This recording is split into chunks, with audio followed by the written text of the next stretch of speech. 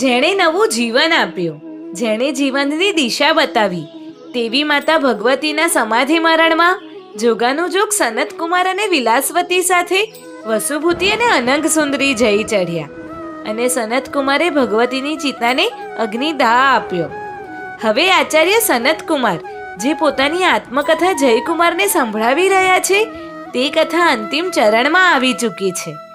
અહીં આપણને જાણવા મળશે કે ગુરુદેવે શા કારણે વૈરાગ્યનો માર્ગ લીધો અને આપણા આ ભવની સંપૂર્ણ કથાનો અહીંથી જ પ્રારંભ થશે. તો આપ સજ્જ છો ને અમારી સાથે આ કર્મ સંગ્રામનું શ્રવણ કરવા?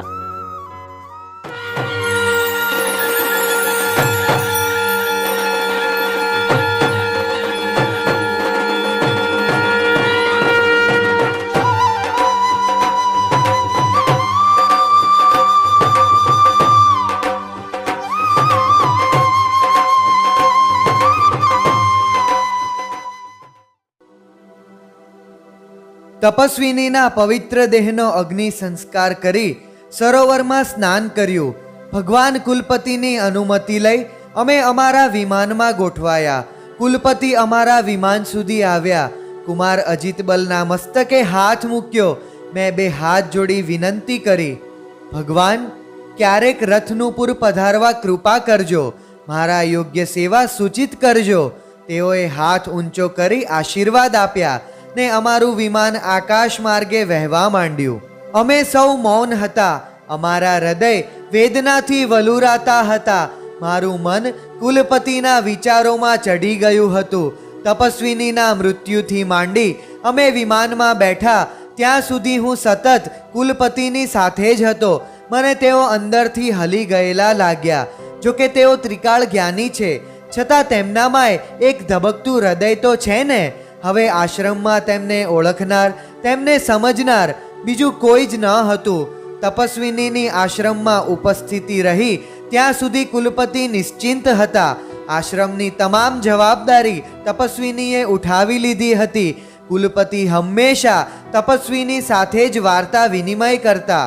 કુલપતિનું મન તપસ્વીનીના ઉચ્ચતમ વ્યક્તિત્વ તરફ વાત્સલ્યથી બંધાયેલું હતું અને માટે જ જ્યારે ચિતા સળગતી હતી ત્યારે કુલપતિની આંખો ભીની થઈ હતી. તેઓ જ્યારે અમને વિદાય આપવા વિમાન પાસે આવ્યા ત્યારે પણ તેમનું મન ભારે ભારે લાગતું હતું. મેં એટલે જ રથનુપુર આવવા તેમને નિમંત્રણ આપ્યું. અમે રથનુપુર આવી ગયા. હું મારા રાજ્યના કાર્યોમાં ગૂંથાઈ ગયો. વિલાસવતી ગૃહ કાર્યોમાં અને અજિતબલ કુમારના પાલન તથા અધ્યાપનના કાર્યોમાં ગૂંથાઈ ગઈ. કલાચાર્યો પાસે એને અનેક કલાઓનું શિક્ષણ અપાવવા માંડ્યું. અનંગ સુંદરી અમારા મહેલમાં જ વિલાસવતીની પાસે રહેતી હતી. સગી બહેનો કરતાંય વધારે સ્નેહ હતો એ બંનેમાં. વસુભૂતિ મારી સાથે રાજ્યના કાર્યોમાં સંલગ્ન રહેતો હતો. તેણે રાજસભામાં કોઈ પદ સ્વીકાર્યું ન હતું, છતાં સમગ્ર મંત્રીમંડળ વસુભૂતિને માન આપતું હતું અને એની સલાહ સૂચના લેતું હતું. અમારા બંનેનો પ્રેમ અખંડ હતો, અભંગ હતો. મહાદેવી અજિતબલાની પરમ છત્ર છાયા હતી મારા પર, જાણે કે રાજ્યની રક્ષા તેઓ જ કરતા હતા. ખરેખર રાજા બન્યા પછી મારે એક પણ યુદ્ધ કરવું પડ્યું નથી. પડોશી વિદ્યાધર રાજ્યો અને મિત્ર વિદ્યાધર રાજ્યોએ ક્યારેય મારી સાથે વિશ્વાસઘાત કર્યો નહીં કે દુશ્મનાવટભર્યો વ્યવહાર પણ કર્યો નહીં.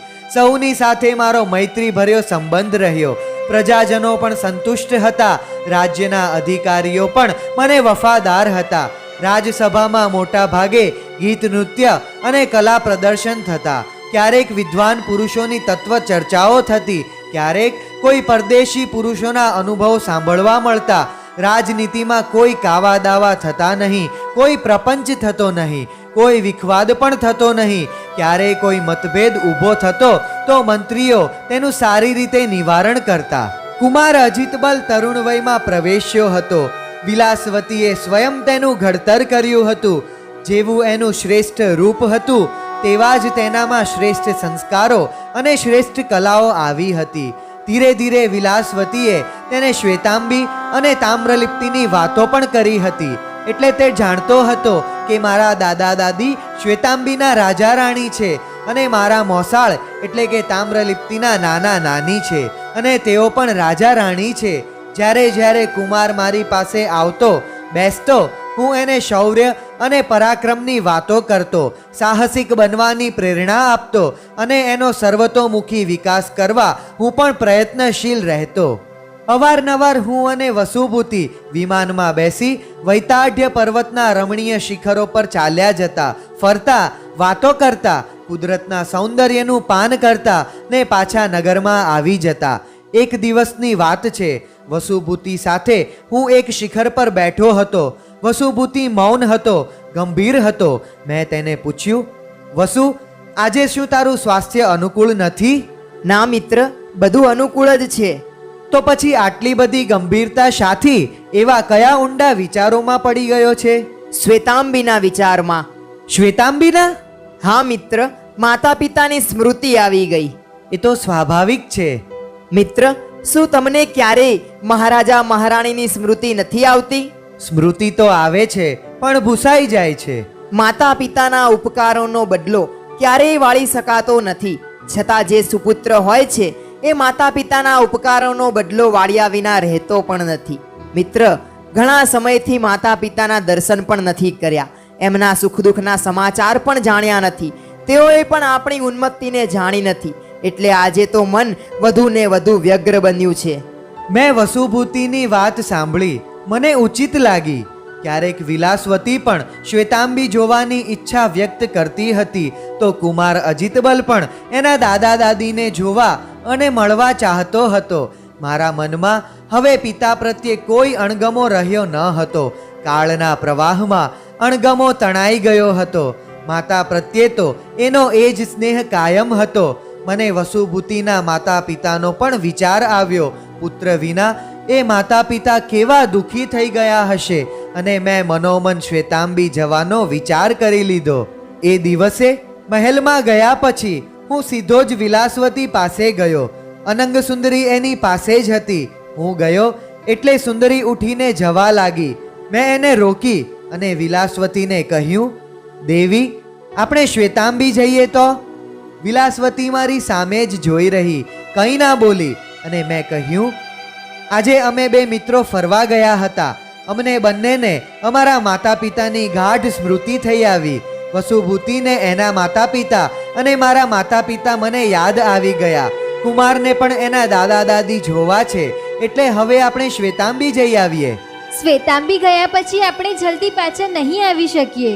અહીંની રાજ્ય વ્યવસ્થા બરાબર ગોઠવીને જ જઈશું, અને જવા પૂર્વે મહાદેવી અજિતબલાની આજ્ઞા પણ લઈ લઈશ. એ આજ્ઞા આપશે તો જ જવાનું છે, નહીતર નહીં. સાચી વાત છે આપની. અનંગ સુંદરીને પણ મારી વાત તો ગમી જ હશે. અનંગ સુંદરી શરમાઈ ગઈ. એ મારી સાથે બોલતી ન હતી, મર્યાદા પાળતી હતી. એના વતી વિલાસવતીએ કહ્યું, સુંદરીને ખૂબ ગમશે. એને સાસુ સસરાના દર્શન થશે, શ્વેતાંબી જોવા મળશે, આપના સ્વજનોને મળવાનું થશે. બીજા દિવસે હું વિદ્યાદેવી અજિતબલાની સાધનામાં બેઠો. દેવી પ્રત્યક્ષ થયા. મને પૂછ્યું, વત્સ, મને કેમ યાદ કરી? હે ભગવતી, અમને બંનેને શ્વેતાંબી જવાની ઈચ્છા થઈ છે. ઘણા વર્ષોથી અમારા માતા પિતાના દર્શન પણ થયા નથી. એમને અમારા પણ સમાચાર મળ્યા નથી. આપની આજ્ઞા હોય તો જઈ આવીએ. વત્સ, તમે જાઓ. તમારે કંઈક વધારે સમય ત્યાં રહેવું પડશે. અહીંની રાજ્ય વ્યવસ્થા પર હું ધ્યાન આપીશ, પરંતુ તારે વ્યવસ્થા દેવ ઋષભને સોંપવાની. જેવી આપની આજ્ઞા. મહાદેવી અદ્રશ્ય થઈ ગયા. મારો ખંડ સુગંધથી ભરાઈ ગયો હતો. દેવીના આગમનની એ નિશાની હતી. મેં વિલાસવતીને વાત કરી. તે આનંદિત થઈ ગઈ. તેણે શ્વેતાંબી જવાની તૈયારીઓ આરંભી દીધી. જે જે માતા પિતા માટે ઉપયુક્ત હોય તે બધું જ તેણે ભેગું કરી લીધું. મેં મંત્રી મંડળને બોલાવ્યું. શ્વેતાંબી જવાની વાત કરી. માતા પિતા પાસે જવાનું હોવાથી પાછા આવવામાં થોડો વિલંબ પણ થાય. મંત્રી મંડળે મને નિશ્ચિંત કરી દીધો હતો. મહામંત્રીએ મને કહ્યું, હે દેવ, આપની સાથે બે વિદ્યાધરો અમિત ગતિ અને પવન ગતિને લઈ જજો. અચાનક અહીંનું કોઈ કામ ઉપસ્થિત થાય તો આપ એમને અહીં મોકલી શકો. વિદ્યાધરોને અહીં પહોંચવામાં વિલંબ ના થાય. મેં મંત્રી મંડળનો સત્કાર કર્યો ને તેનું વિસર્જન કર્યું. મહાદેવી અજિતબલાએ અમારા માટે એક વિશાળ સુશોભિત વિમાન તૈયાર કરાવ્યું. અમિત ગતિ તથા પવન ગતિને આવશ્યક સૂચનાઓ આપી અમે સૌ વિમાનમાં આરૂઢ થયા. મંત્રીમંડળ અને દેવ ઋષભે અમને પ્રેમભરી વિદાય આપી. અમારું વિમાન શ્વેતાંબીની દિશામાં ઉડવા લાગ્યું. 2 દિવસ અને 2 રાતના સતત પ્રવાસના અંતે અમે શ્વેતાંબીના બાહ્ય ઉદ્યાનમાં વિમાનનું ઉતરાણ કર્યું. પવન ગતિને નગરમાં મહારાજાને સમાચાર આપવા રવાના કર્યો. પવન ગતિએ વિનયપૂર્વક મારા પિતાજીને મારા આગમનનું નિવેદન કર્યું. પવન ગતિએ પાછા આવીને કહ્યું, હે દેવ, મેં આપનું નામ લીધું ને આપના આગમનના સમાચાર આપ્યા કે મહારાજા સિંહાસન પરથી નીચે ઉતરી આવ્યા. તેઓએ 2 હાથે મને પકડીને હચમચાવી નાખ્યો ને કહ્યું, હે ભદ્ર, શું સાચે જ મારો પુત્ર સનતકુમાર આવ્યો છે? હે પૂજ્ય, તેઓ વિદ્યાધર નરેન્દ્ર છે. હું તેઓનો પવનગતિ નામે દૂત છું. તેઓએ મને આજ્ઞા કરી છે કે મારા પૂજ્ય પિતાશ્રી મહારાજા સુરતેજને મારા આગમનના સમાચાર આપી આવ. આ સાંભળીને તેઓની આંખમાંથી આંસુની ધારા વહેવા લાગી. તેઓ રોમાંચિત થઈ ગયા. ત્યાં જ તેઓએ મહામંત્રીને આજ્ઞા કરી. નગરના ચંદ્રોદય ઉદ્યાનમાં પુત્ર સનતકુમાર અપાર રિદ્ધિ સિદ્ધિ અને પરિવાર સાથે આવેલો છે. તેને લેવા માટે સૌએ જવાનું છે. નગરમાં પણ પ્રજાજનોને જાણ કરી દો. હે દેવ, તે પછી તેઓ રાજસભામાંથી ચાલ્યા ગયા. હું પણ ત્યાંથી નીકળીને સીધો અહીં આવ્યો. મેં વસુભૂતિને કહ્યું, મિત્ર, નગરમાં આપણા આગમનનો ઢંઢેરો પીટાવ્યો છે એટલે તારા માતા પિતાને પણ જાણ થઈ ગઈ હશે. તેઓ પણ આવશે જ. મિત્ર, આપણે સૌ ચાલતા નગરના દરવાજા સુધી જઈએ. માતા પિતાની સામે જવું જ જોઈએ. અમે સૌ ધીરે ધીરે ચાલતા દરવાજા તરફ જવા લાગ્યા. નગરમાંથી વાજિંત્રોનો નાદ સંભળાવવા લાગ્યો. નાદ અચાનક નજીક આવતો જણાયો. લોકોનો કોલાહલ પણ સંભળાતો હતો. દરવાજા પાસે અમે સૌ ભેગા થઈ ગયા. પિતાજી અને માતાજી જેવા રથમાંથી નીચે ઉતર્યા, હું એમના ચરણોમાં ઢળી પડ્યો. વિલાસવતીએ મારી માતાના ચરણોમાં પડી તેમના ચરણનો સ્પર્શ કર્યો. કુમાર અજિતબલ સ્તબ્ધ બનીને અમારું પિતા પુત્રનું મિલન જોઈ રહ્યો. પિતાજીએ મને ઊભો કર્યો. તેમની છાતીએ લગાડી તેઓ રડી પડ્યા. હું પણ રુદનને રોકી શક્યો નહીં. ત્યાં રાજ્યના મહામંત્રીઓએ અમને બંનેને પ્રિય વચનોથી શાંત કર્યા. જેવો હું પિતાજીથી છૂટો થયો કે કુમાર અજિતબલે આવી વસ્ત્રથી મારી આંખોને લૂછી નાખી. મેં કુમારને કહ્યું, વત્સ, આ તારા દાદા દાદી છે, એમના ચરણોમાં પ્રણામ કરો. એ પ્રણામ કરે એ પૂર્વે તો પિતાજીએ એને ઉચકી લીધો અને આલિંગનોથી નવરાવી દીધો. ત્યાર પછી હું મારી માતાને મળ્યો. તેણે પણ મને ખૂબ પ્રેમથી મારી કુશળતા પૂછી. બીજી બાજુ વસુભૂતિના માતા પિતા આગળ આવ્યા અને વસુભૂતિને જોઈ ગદગદ થઈ ગયા. વસુભૂતિ માતાના ચરણે પડ્યો. અનંગ સુંદરી પણ વસુભૂતિના માતા પિતાના ચરણોમાં પડી. સૌ આનંદ વિભોર થઈ ગયા. ત્યાર પછી અમારી સ્વાગત યાત્રાનો પ્રારંભ થયો. એક રથમાં પિતાજી, માતાજી અને નાનો ભાઈ બેઠા. બીજા રથમાં હું, વિલાસવતી અને રાજકુમાર બેઠા. ત્રીજા રથમાં વસુભૂતિ અને અનંગ સુંદરી બેઠા. પવનગતિ અને અમિત ગતિ શસ્ત્ર સજ્જ બની મારા રથની 2 બાજુ ચાલવા લાગ્યા. પ્રજાજનોએ અમારા પર પુષ્પવૃષ્ટિ કરીને અમારું સ્વાગત કર્યું. નગરના રાજમાર્ગો પર અમને જોવા અને સ્વાગત કરવા એક નગરવાસી સ્ત્રી પુરુષો આવી ગયા હતા. વિશાળ અને સ્વચ્છ રાજમાર્ગો પર થઈને અમે રાજમહેલમાં પહોંચ્યા. રાજસભા ભરાણી. પિતાજીએ એક તેજસ્વી તરુણને પોતાની પાસે બોલાવી મને કહ્યું, વત્સ, આ તારો લઘુ ભ્રાતા કીર્તિનિલય છે. હું મારા નાના ભાઈને ભેટી પડ્યો. અમે બંને ભાઈઓ પિતાજીની 2 બાજુ પર બેઠા. રાજ્યસભાની બધી જ ઔપચારિક વિધિઓ પૂરી થયા પછી પિતાજીએ મારો પરિચય વિદ્યાધર નરેન્દ્રના રૂપે કરાવ્યો. અમિત ગતિ વિદ્યાધરે ઊભા થઈને મારી વિદ્યા સિદ્ધિઓ, વિદ્યાધર રાજા સાથેનું યુદ્ધ, વિજય વગેરેનું રસમય શૈલીમાં વર્ણન કર્યું. પ્રજાજનો વગેરે સૌ આનંદિત થઈ ગયા. રાજસભાનું વિસર્જન થયું. મારા માતા પિતાની વૃદ્ધાવસ્થા હતી. મારા વિરહથી તેઓ વધારે વૃદ્ધ થઈ ગયા હતા. મને મળીને તેઓ અત્યંત પ્રસન્ન થયા હતા. ભોજનાદિથી નિવૃત્ત થઈ અમે સૌ મંત્રણા ખંડમાં ભેગા થઈને બેઠા. પિતાજીની પાસે હું અને કીર્તિ નિલય બેઠા, માતાજીની પાસે વિલાસવતી અને અજિતબલ બેઠા. વત્સ, હવે મારા આયુષ્યનો મને ભરોસો નથી. ક્યારે પણ આ જીવન પૂરું થઈ જાય. માત્ર તને મળવાની તીવ્ર તૃષ્ણાથી જ જીવી રહ્યો છું. બેટા, હવે તારો રાજ્યાભિષેક કરી દઉં એટલે મારા બધા કર્તવ્યો પૂર્ણ થશે.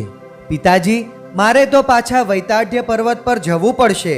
ત્યાંનું વિશાળ સામ્રાજ્ય મારે સંભાળવાનું છે, એટલે કીર્તિ નિલયનો રાજ્યાભિષેક કરવાની મારી ઈચ્છા છે. મારા આ પ્રસ્તાવથી માતા પિતાને સંતોષ થયો. પિતાજીએ કહ્યું, વત્સ, વૈતાઢ્ય પર્વત પર જવાની ઉતાવળ ના કરીશ. પિતાજી અને માતાજી અનુમતિ આપશે ત્યારે જ અમે જઈશું. ત્યાર પછી મેં વિલાસવતીનો પરિચય આપ્યો કે આ તમારી પુત્રવધુ મહારાજા ઈશાનચંદ્રની પુત્રી છે. ત્યારે પિતાજી અને માતાજી અત્યંત ખુશ થઈ ગયા. મારી માતાએ તો વિલાસવતીને પોતાના ખોળામાં લઈ લીધી. મેં શ્વેતાંબીથી વસુભૂતિ સાથે પ્રયાણ કર્યું. ત્યારથી માંડીને અમે પાછા શ્વેતાંબી આવ્યા ત્યાં સુધીની અમારી રોમાંચક કથા સંભળાવી. વસુભૂતિની મૈત્રીની હાર્દિક પ્રશંસા કરી. અમે શ્વેતાંબીમાં લગભગ 1 વર્ષ રહ્યા. એ દરમિયાન સર્વપ્રથમ માતાજીનો સ્વર્ગવાસ થઈ ગયો. તે પછી 1 મહિના બાદ પિતાજીનું મૃત્યુ થયું. મેં કીર્તિ નિલયના સુયોગ્ય રાજકુમારી સાથે લગ્ન કર્યા અને દબદબાપૂર્વક તેનો રાજ્યાભિષેક કર્યો.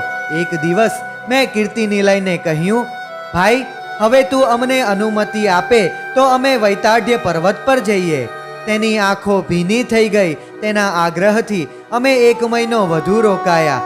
વસુભૂતિ અને અનંગ સુંદરીને મેં શ્વેતાંબીમાં રોકાઈ જવા કહ્યું, પરંતુ તેઓ ના માન્યા. અમે આપનાથી જુદા નહીં જીવી શકીએ એમ કહીને તે બંને રડી પડ્યા. એક શુભ દિવસે અમે કીર્તિ નિલયની અનુમતિ લીધી અને રથનુપુર તરફ પ્રયાણ કરી દીધું. અમે રથનુપુર ચક્રવાલ નગરમાં આવી ગયા. સંસારની અવિરત ચાલતી પ્રવૃત્તિઓમાં ગૂંથાઈ ગયા. રંગરાગ અને ભોગવિલાસમાં લીન થઈ ગયા. 5 ઇન્દ્રિયોના ઉત્કૃષ્ટ સુખ સાધનો મળ્યા હતા. શરીરનું સૌષ્ઠવ, શરીરની નિરોગીતા અને શરીરની બલવત્તા શ્રેષ્ઠ મળી હતી. અનુકૂળ સ્વજન પરિજનો મળ્યા હતા. પાર વિનાની સંપત્તિ મળી હતી. સુંદર નિરોગી શરીર મળ્યું હતું. કોઈ પારિવારિક ક્લેશ ન હતા. કોઈ રાજકીય પ્રપંચ ન હતા. કોઈ પરરાષ્ટ્રના ભય ન હતા. મહાદેવી અજિતબલાનું રક્ષણ હતું. એટલે અમે સૌ સ્વચ્છંદપણે વિષય ભોગ કરતા હતા. દિવસો, મહિનાઓ અને વર્ષો વીત્યા. રાજકુમાર અજિતબલે યૌવનમાં પ્રવેશ કર્યો. વિદ્યાધર ચક્રવર્તી ચક્રસેનની પુત્રી સોના કુમારી સાથે તેના લગ્ન કરી દીધા અને એ જ અરસામાં અમને એક વિશિષ્ટ જ્ઞાની પુરુષનો પરિચય થયો. નગરની બહાર પારિજાત નામના ઉદ્યાનનો માળી પ્રભાતે મારી પાસે આવ્યો અને મને વધામણી આપી. હે દેવ, ઉદ્યાનમાં ચિત્રાંગદ નામના વિદ્યાધર મુનીશ્વર પધાર્યા છે. તેઓ ત્રિકાળ જ્ઞાની છે. મનુષ્યના મનની વાતો પણ કહી દે છે. તેઓની સાથે અનેક મુનિવરો છે. આ સાંભળતા મારા હૃદયમાં હર્ષ થયો.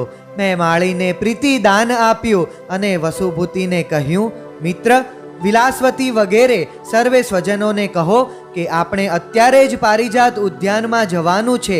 ત્યાં ચિત્રાંગદ નામના મુનીશ્વર પધાર્યા છે. તેઓના દર્શન વંદન કરી પાવન થઈશું. હું પરિવાર સાથે રથમાં બેસી ઉદ્યાનમાં ગયો. ચિત્રાંગદ મુનીશ્વરને જોયા. હું જોતો જ રહી ગયો. યૌવન વય, અદ્ભુત રૂપ, કરુણાભીના નયન, મુખ પર સૌમ્યતા, પ્રસન્નતા અને શીતળતા. અમે સૌએ ભાવપૂર્વક તેમને વંદના કરી. ધર્મલાભ, મુનીશ્વરનો ધીર ગંભીર આશીર્વાદ મળ્યો. અમે વિનયપૂર્વક એમની સામે બેઠા. તેઓએ મધુર વાણીમાં કહ્યું, નરેન્દ્ર, તમે પૂર્વજન્મમાં ઉપાર્જન કરેલા પુણ્યનું ફળ ભોગવી રહ્યા છો. ધર્મથી પુણ્યકર્મ સંચિત થાય છે અને પુણ્યકર્મથી સુખના સાધન મળે છે. વિદ્યાધરેન્દ્ર, આ જન્મમાં પણ જો તું ધર્મને જીવનમાં સ્થાન આપીશ તો આગામી જન્મમાં સુખ પામીશ. ભગવંત, મને ધર્મ સમજાવો. સર્વજ્ઞ વિતરાગ તીર્થંકર જ મારા પરમાત્મા છે. મહાવ્રતધારી નિર્ગ્રંથ સાધુ પુરુષો જ મારા ગુરુ છે અને સર્વજ્ઞ ભાષિત ધર્મ જ મારો ધર્મ છે. આવી શ્રદ્ધા તારા હૃદયમાં પેદા થવી જોઈએ. પ્રીતિ પેદા થવી જોઈએ. મુનીશ્વરે અમને વિસ્તારથી પરમાત્મા સ્વરૂપ સમજાવ્યું, સાધુ પુરુષોનું સ્વરૂપ સમજાવ્યું અને ધર્મનું સ્વરૂપ સમજાવ્યું. મેં કહ્યું, ભગવંત, મને અણુવ્રતો આપો, હું અત્યારે અણુવ્રતો પાળી શકીશ. મારી સાથે વસુભૂતિએ પણ અણુવ્રતો સ્વીકાર્યા. મારા હૃદયમાં અપૂર્વ હર્ષ થયો. મેં મુનીશ્વરને પૂછ્યું, ભગવંત, મારા આ જીવનમાં મને અનેકવાર વિલાસવતીનો વિરહ કેમ થયો અને પૂર્વજન્મમાં મેં એવો કયો ધર્મ કરેલો કે જેના ફળ સ્વરૂપે મને આ વિદ્યાધરોનું રાજ્ય મળ્યું?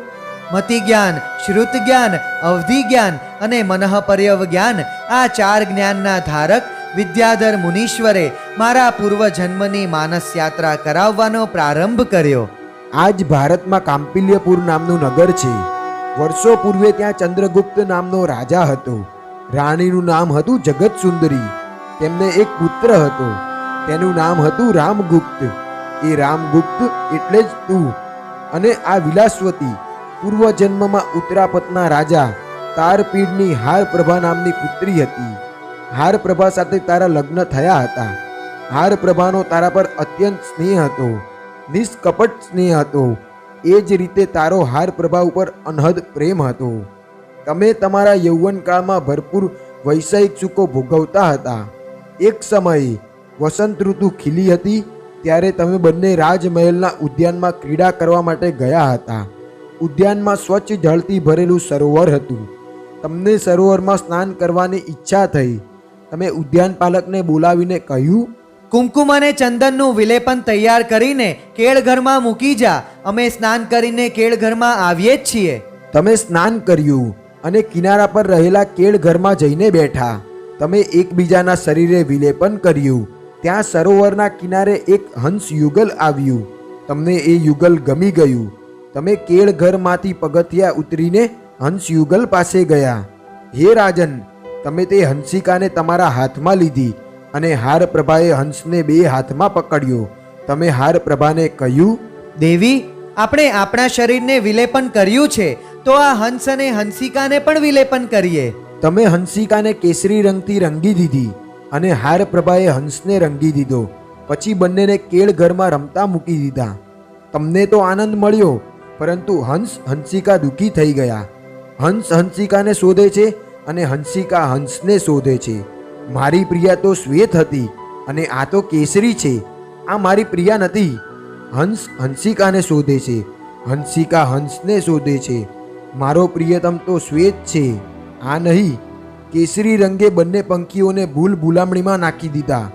વિરહ વેદનાથી બંને પંખી ખૂબ વ્યાકુળ બની ગયા. મરવા માટે પ્રયત્ન કરવા લાગ્યા અને કરુણ રુદન કરવા લાગ્યા. મરવાની ઈચ્છાથી તે હંસ હંસિકાએ સરોવરમાં ઝંપલાવી દીધું. તેમણે તરવાનો પ્રયત્ન ના કર્યો. બંને ડૂબ્યા, પણ શ્વાસ રોકેલો હતો અને આયુષ્ય બળવાન હતું. એટલે બંનેના શરીર પરથી રંગ ધોવાઈ ગયો અને પાણીની સપાટી ઉપર આવી ગયા. હંસે હંસિકાને ઓળખી લીધી અને હંસિકાએ હંસને ઓળખી લીધો.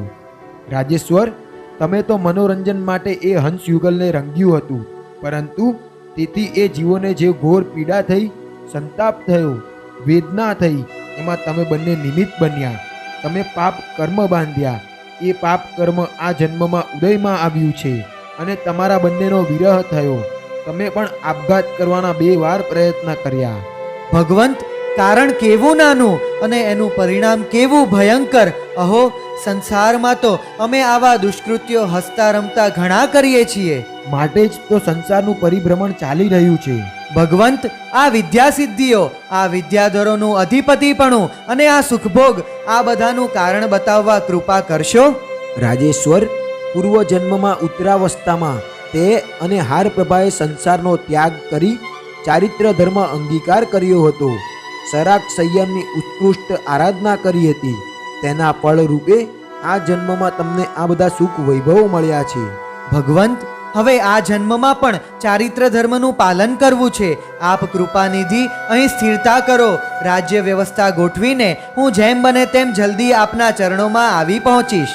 રાજન, તમારો મનોરથ શુભ છે. શુભ કાર્યમાં વિલંબ ના કરવો જોઈએ. અમે સૌ ગુરુદેવને વંદના કરી રાજમહેલમાં આવ્યા. મારી સમગ્ર વિચારધારા બદલાઈ ગઈ હતી. પૂર્વજન્મની ઘટના આંખ સામે આવી જતી હતી. વૈષયિક સુખોની આસક્તિ તૂટી ગઈ હતી. રાજમહેલમાં આવી ભોજનાદિથી નિવૃત્ત થઈને અમે સહુ ભેગા મળ્યા. સર્વપ્રથમ મેં મારી ઈચ્છા વ્યક્ત કરી. હું આ સંસારથી વિરક્ત થયો છું અને જલ્દીથી જલ્દી ચારિત્ર ધર્મ સ્વીકારવા ઈચ્છું છું. એ જ વખતે વિલાસવતીએ કહ્યું, હે સ્વામીનાથ, હું પણ આપની સાથે ચારિત્ર ધર્મ અંગીકાર કરીશ.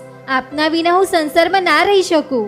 મિત્ર, જો સંસારના વૈષયિક સુખો ભોગવવામાં અને દુઃખો સહન કરવામાં સાથે રહ્યા તો ત્યાગ માર્ગમાં પણ સાથે જ રહીશું. હું પણ તમારી સાથે ચારિત્ર ધર્મ અંગીકાર કરીશ. અનંગ સુંદરી વિલાસવતીની બાજુમાં જ બેઠી હતી. તેણે વસુભૂતિ સામે જોઈને કહ્યું, આપ ભોગી તો હું પણ ભોગી, અને આપ ત્યાગી તો હું પણ ત્યાગી. માટે આપ સૌની સાથે હું પણ ચારિત્ર લઈશ. મેં વિલાસવતીને કહ્યું, તો હવે પહેલું કામ કુમારનો રાજ્યાભિષેક કરવાનું કરીએ અને બહાર ઉભેલા પવનગતિને મહામંત્રીને બોલાવી લાવવાનું કહ્યું. કુમાર અજિતબલ અને પુત્રવધુ સોના કુમારી ત્યાં જ હતા. બંનેની આંખોમાંથી આંસુ ટપકતા હતા. વિલાસવતીએ સોના કુમારીના આંસુ લૂછી નાખ્યા. તે રડી પડી. વિલાસવતીના ઉત્સંગમાં મુખ છુપાવીને રડવા લાગી. કુમારના માથે હાથ મૂકીને મેં એને જીવનના કર્તવ્યો સમજાવ્યા અને એને શાંત કર્યો. મહામંત્રી ચંડસિંહ આવ્યા. તેમને બેસવા વસુભૂતિએ આસન આપ્યું. મેં મારી અને અમારી સહુની ભાવના જણાવી. ચંડસિંહ આશ્ચર્યચકિત થઈ ગયા. મેં તેમને કહ્યું, રાજપુરોહિતને રાજ્યાભિષેકનું મુહૂર્ત પૂછીને નગરમાં રાજકુમારનો રાજ્યાભિષેક જાહેર કરો અને સાથે સાથે અમે ચાર, હું, મહાદેવી, વસુભૂતિ અને અનંગસુંદરી ચારિત્ર માર્ગે જઈએ છીએ. જે કોઈ સ્ત્રી પુરુષોને સંસારનો ત્યાગ કરીને ચારિત્ર સ્વીકારવું હોય તેઓ અમારી સાથે ચારિત્ર સ્વીકારી શકશે. આપની આજ્ઞા મુજબ બધા કાર્યો કરીને આપને નિવેદન કરું છું. મહામંત્રી પ્રણામ કરીને ગયા કે પવનગતિ અને અમિત ગતિ અમારી પાસે આવ્યા. અમે બંને પણ આપની સાથે જ ચારિત્ર અંગીકાર કરીશું. મેં બંનેના માથે હાથ મૂકીને કહ્યું, તમને બંનેને તો મારે કુમારના અંગરક્ષકો નિયુક્ત કરવાના હતા. નહીં દેવ, ચારિત્ર સ્વીકારીને જીવન પર્યંત આપની સેવામાં રાખવા અમારા પર કૃપા કરો. ભલે, હું તમારા શ્રેયો માર્ગમાં વિઘ્ન નહીં નાખું. અમારી સાથે જ તમે સંયમ ધર્મ અંગીકાર કરજો. રાત્રિના સમયે મને વિચાર આવ્યો, મારે વિદ્યાદેવી અજિતબલાની અનુમતિ લેવી જોઈએ. હું પલંગ પરથી નીચે ઉતરી શરીરને શુદ્ધ કરી શુદ્ધ વસ્ત્રો પહેરી ધ્યાનમાં બેસી ગયો. અલ્પ સમયમાં જ દેવી પ્રત્યક્ષ થયા. મારો શયનખંડ પ્રકાશથી અને સુગંધથી ભરાઈ ગયો. મેં ઊભા થઈ દેવીના ચરણે પ્રણામ કર્યા. દેવી બોલ્યા, વત્સ, મને કેમ યાદ કરી? હે માતા, આજે સદગુરુ મુનીશ્વર ચિત્રાંગદના ઉપદેશથી અને એમણે કહેલા અમારા બંનેના પૂર્વજન્મની વાતથી અમે વિરક્ત થયા છીએ. કુમારનો રાજ્યાભિષેક કરી અમે ચારિત્ર ધર્મ અંગીકાર કરવા ઈચ્છીએ છીએ. હે માતા, અમને અનુમતિ આપો. દેવી બોલ્યા, પુત્ર, ચારિત્ર ધર્મ સ્વીકારી આત્મકલ્યાણનો પુરુષાર્થ કરવાનો સમય થઈ ગયો છે. યોગ્ય સમયે સુયોગ્ય ગુરુદેવનો સંયોગ મળી ગયો છે. વત્સ, તમારો સંયમ માર્ગ નિર્વિઘ્ન હો. મોહ પર વિજય મેળવી મનુષ્ય જન્મ સફળ કરો. માતા, ચારિત્ર ધર્મનો અમે સ્વીકાર કરીએ ત્યારે આપ ત્યાં ઉપસ્થિત રહેશો ને? આપ જ મારા માતા છો ને આપ જ મારા પિતા છો. હું ભાવાવેશમાં ગદગદ થઈ ગયો. દેવીએ મારા મસ્તક પર હાથ મૂકીને કહ્યું, વત્સ, અત્યારથી જ હું તારી સાથે છું, તારી પાસે છું. સંયમ ગ્રહણ કર્યા પછી પણ તારી પાસે જ રહીશ. જ્યારે તું મને યાદ કરીશ ત્યારે પ્રત્યક્ષ થઈશ, એ સિવાય પરોક્ષ રહીશ. જીન મંદિરોમાં મહોત્સવ શરૂ થઈ ગયા. સ્નેહી, સ્વજન અને મિત્રોને આમંત્રણ પાઠવવામાં આવ્યા. સમગ્ર રત્નુપુર ચક્રવાલ નગરને શણગારવામાં આવ્યું. સ્નેહી સ્વજનોને મહેલમાં આમંત્રીને પ્રીતિ ભોજન કરાવ્યું અને સહુનો ઉચિત સત્કાર કર્યો. જ્યારે હું અને વિલાસવતી સ્નેહી સજ્જનોને સત્કારતા હતા ત્યારે મને બે ઉપકારી યાદ આવ્યા. એક ભગવાન કુલપતિ અને બીજો શ્રેષ્ઠી પુત્ર મનોરથ દત્ત. વિલાસવતીને પણ તેના માતા પિતા યાદ આવ્યા. વિલાસવતીએ કહ્યું, નાથ, આપણા દીક્ષા પ્રસંગે મારા માતા પિતા અહીં ના આવી શકે? કેમ ના આવી શકે? અવશ્ય આવી શકે. હું એમને લેવા માટે વિમાન મોકલું છું. દેવી, સાથે સાથે આપણને દિવ્ય વસ્ત્ર ભેટ આપનાર મારા મિત્ર મનોરથ દત્તને પણ બોલાવવો છે અને આપણા પર અનન્ય ઉપકાર કરનાર ભગવાન કુલપતિને પણ બોલાવવા છે. વિલાસવતીનું મન પ્રસન્ન થયું. એ અને અનંગ સુંદરી સતત દાન આપતા હતા. વસુભૂતિ એ બંનેને સહાય કરતો હતો. હું મારા ખંડમાં એકલો હતો. ત્યાં સુગંધ આવવી શરૂ થઈ. દિવ્ય પ્રકાશ રેલાયો ને મહાદેવી અજિતબલા પ્રગટ થયા. તેમણે કહ્યું, વત્સ, ભગવાન કુલપતિને સમાચાર મળી ગયા છે. તેઓ અહીં આવવા નીકળી ગયા છે. શ્રેષ્ઠી પુત્ર અને વિલાસવતીના માતા પિતાને લાવવા માટે પણ વિમાન રવાના થઈ ગયું છે. આટલું કહીને દેવી અદૃશ્ય થઈ ગયા. હું હર્ષ વિભોર થઈ તેમને વંદન કરતો રહ્યો. મહાદેવીના સતત સાનિધ્યના કારણે મારી ઈચ્છા મુજબ કાર્યો થતા હતા. સમગ્ર રત્નુપુર નગર મહોત્સવ ઘેલું બની ગયું હતું. સર્વપ્રથમ ભગવાન કુલપતિ પધારી ગયા. મેં તેઓનું ભાવભીનું સ્વાગત કર્યું. તેઓએ અમને સૌને આશીર્વાદ આપ્યા. તે પછી વિલાસવતીના માતા પિતા અને શ્રેષ્ઠી પુત્ર મનોરથ દત્તને લઈ વિમાન પણ આવી ગયું. મનોરથ દત્ત તો વિમાનમાંથી ઉતરીને મને ભેટી જ પડ્યો અને પછી રુદન કરવા લાગ્યો. મેં એને ખૂબ સમજાવ્યો. તે શાંત થયો. એનો વિલાસવતી, વસુભૂતિ અને અનંગ સુંદરીને પરિચય કરાવ્યો. વસુભૂતિ તો તેને જાણતો જ હતો. વિલાસવતીના માતા પિતા વિલાસવતીને મળ્યા અને ખૂબ આશીર્વાદ આપ્યા. દીક્ષા દિવસ આવી ગયો. પ્રભાતે વિદ્યાધરેન્દ્ર ચક્રસેન વિશાલ પરિવાર સાથે પધારી ગયા. તેમના ચરણોમાં પડી મેં વંદના કરી. તેઓએ વાત્સલ્યથી અમને ખૂબ જ અભિનંદ્યા. ત્યારબાદ આડંબર સાથે અમે સૌ ઉદ્યાનમાં પહોંચ્યા. ગુરુદેવ ચિત્રાંગદ મુનીશ્વરે અમને વિધિપૂર્વક દીક્ષા આપી. અમારી સાથે લગભગ 1000 વિદ્યાધર સ્ત્રી પુરુષોએ પણ દીક્ષા લીધી. રાજા અજિતબલે અણુવ્રતો સ્વીકાર્યા. ચારિત્ર ધર્મને સ્વીકારી અમે ત્યાંથી વિહાર કર્યો. હે જયકુમાર, મારી દીક્ષાનું કારણ આ મારું જીવન ચરિત્ર છે. આચાર્ય શ્રી સનત કુમારે વિસ્તારથી પોતાનું જીવન ચરિત્ર પ્રકાશિત કર્યું અને તે સાંભળીને જયકુમારના ચિત્તમાં એક પ્રશ્ન ઉદ્ભવ્યો.